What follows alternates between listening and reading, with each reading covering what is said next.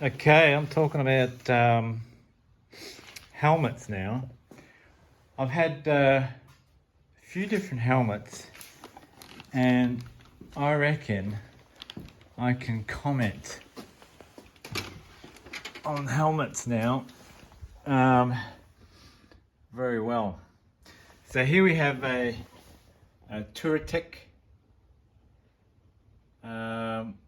open close helmet. Here is a BMW GS carbon fiber helmet. That's the BMW Evo helmet. And here's the BMW open face helmet. I'll put some GS stickers on there. That's a good summer helmet. And then you've got some kids ones here. But I've had other helmets like APV, I think it is. I think I've had a Shui. And after a while now I used to think this one here, the Evo, was the better helmet. And I think it's a good modular helmet. I think the word's modular for open close. I think it's better than the Touratech one. I don't find the Touratech one as great as a modular helmet. Although I must say, if I was going on a long cold trip, I'd probably take the Touratech one. It is cozy. It does seal better under the chin, and so I would do that. The BMW one, that's really good.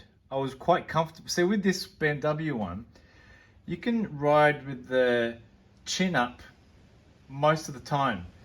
With this one you can't. The chin's just too big and the wind will pull it off you. But this one, even though you got the chin up, it's still aerodynamically not too bad. It's okay. Of course, with that open face one, when it rains, your face is gonna hurt, like your chin area. So not good for rain. I'd say if you're gonna wear that, get yourself a chin mouth guard. You know, one of those strap-on guards, just in case. Pack it in your bag, just in case you need it. Then go ahead and use that. Yeah. But you know why I'm doing this? Because I've realized that from all those helmets, and you know, you want the modular because you think you want the open close face thing, it's versatile. They also have, there's a sunglass, you slide that sunglass button there and the sunglasses will pop down, right? And I used to think these were cool, like space helmets and versatile. And you can use them on hot days, cold days, and they'll be fine. But you know what I've come to like, and that's the most comfortable, is the BMW GS helmet. I've actually pulled off there's a little like, it's supposed to have a little, that top thing, like this, like the Touratech has, like a little peak. I've taken the peak off that because it got in the way of the camera, and I don't find I need it. If I'm using, my favorite way to use this is with a tinted visor. Of course I don't use it when it's dark, but I'm rarely riding when it's dark. If I'm going to work, I might be riding when it's dark, and in that case I'll use that one or the Touratech one. But this GS helmet, I tell you, I initially wasn't too crash hot on it, but over time I've come to appreciate it's actually the better helmet. It's lighter. When I put it on, like, if you just had that, you wouldn't know the difference. But now that I've had some other helmets, and the Touratech one, I know that when I put this GS one, it just feels so much lighter. It is just so much more comfy. You know, sometimes you don't know how good the helmet is until you go and have some other helmets, and you don't know how comfortable and light it is. This helmet is comfortable, light. It's also cool, like temperature wise. You don't heat up too much in it because of this extra mouth area here. You get nice cool fresh air under here, and there's a guard. If you don't want the fresh air, if it gets cold, there's a guard you can put on there. You just carry that in your bag, and you can put the guard on if it gets too cold. But I've never found that to be necessary, especially if you're using a big screen. It's going to block most of that issue out. But this GS helmet with the, I mean, even with the tint, look, just looks fantastic, doesn't it? It looks fantastic. I've put some fancy stickers on it. I think this one here is the Rebel Alliance from Star Wars.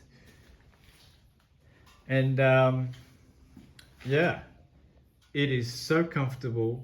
It's the lightest, easy to breathe. You know when you stop at the lights and you're always putting up your visor because your visor's fogging or you need some fresh air?